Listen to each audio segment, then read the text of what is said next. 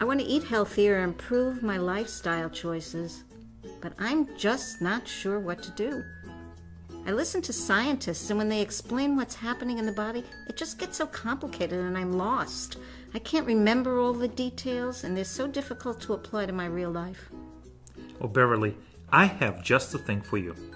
What about a series of science storytelling videos that explain the science but make it fun, and something you will understand and remember because it is a story? Let's see if we can make sense out of science. Who knew? Fat and diabetes are linked? Hi, I'm an insulin hormone, just like the insulin in your body. I love to work. One of my most important jobs is to help provide energy for the human body to exercise, work, and think. Now, as a hormone, the pancreas is my boss. My workday begins when the dinner bell rings. When a meal is eaten, digestion starts, and the food is turned into glucose, or blood sugar. Then my boss, the pancreas, sends word to the insulin hormones like me that there is an increase in blood sugar and we need to get to work. Our jobs are very important. We are like keys that open the body's muscle cells. Here's how it works. As the glucose travels through the bloodstream, our keys are inserted into the insulin receptors of the cells to open the glucose entrances. Then the little white glucose molecules can enter the cell to be burned for energy or stored for later use. But in some human bodies, there is a problem. The problem starts with excess fat that Americans eat. Where does that excess fat come from? It's in a diet of hamburgers, bacon, fish, chicken, processed oils, dairy products like butter and ice cream, processed foods like chips, candy, bakery cakes, and don't forget those oily salad dressings and French fries. You name it, there's a lot of fat. Dr. McDougall reminded us at a past Chat and Chew Skype that the fat you eat is the fat you wear. But where do people wear fat? Another Chat and Chew speaker, Dr. Neal Barnard, explains that one place the fat is stored was discovered by high-tech scanning technology. The researchers wanted to find out more about people with type 2 diabetes. They discovered that inside the muscle cells of diabetics, fat is stored, and this fat comes mostly from food. The buildup of fat makes it harder for the blood glucose or blood sugar to pass from the bloodstream into the cells. Extra fat is also stored in the liver, which means that people can no longer remove the glucose from the bloodstream in the normal way. How does this fat cause problems for me, an insulin hormone? We can't get our work done. Dr. Barnard explains that the insulin is like a key that opens the cell, but the cell is gunked up by fat, and so insulin can't open the cells to let the blood glucose in. The muscle cells have fat-induced insulin resistance, says Dr. Michael Greger, another Chat and Chew Skype speaker. But our boss, the pancreas, he doesn't give up. An alarm sounds, and the pancreas sends more insulin to help. So now there's too much glucose in the blood, and lots of insulin trying to help. Dr. Greger says high insulin levels can lead to the accumulation of fat in the liver called fatty liver disease. So the real problem is the fat. Beef fat, chicken fat, pork fat, corn oil, olive oil, extra virgin olive oil, unhealthy grease.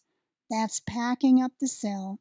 And now the insulin key can't work because the cell is gummed up with fat, says Dr. Barnard. After a day of fatty meals, my insulin buddies often sing, "It's been a hard day's night. I've been working like a dog." This is not a good situation. Too much insulin in the blood makes people hungry, so more food is eaten, and this brings more glucose. With no glucose being burned for energy, our humans starting to get tired. This goes on day after day. Dr. Greger says it can continue for years, and then a big problem arises. As Hippocrates said centuries ago, illness does not come upon us out of the blue. These illnesses develop from small daily sins against nature. When enough sins have accumulated, illness will suddenly appear. That illness is type 2 diabetes, a condition of excess fat inside our organs. Whether people are obese or not, says Dr. Greger. Chat and Chew Skype speaker Dustin Rudolph, a pharmacist who daily dealt with diabetics, said, "I would not wish diabetes on my worst enemy." Dr. Greger explained some of the reasons people should avoid this disease. Each year, diabetes causes 50,000 cases of kidney disease, 75,000 cases of lower extremity amputations, and 650,000 cases of vision loss, plus 75,000 deaths. But there's a solution. From Dr. Barnard's research, which was funded by the U.S. government, researchers learned that a low-fat vegan diet is more effective than the conventional diet with limited calories and carbohydrates. Participants in the study found that blood sugar levels that creep steadily upward can also fall. Barnard says that whether you have type 2 diabetes and want to gain control of health, or have type 1 diabetes and need to reduce the disease intrusion in your life, the low-fat vegan diet can help. The road to diabetes is a two-way street, he says. That sounds good, doesn't it? So, what does a low-fat vegan diet look like?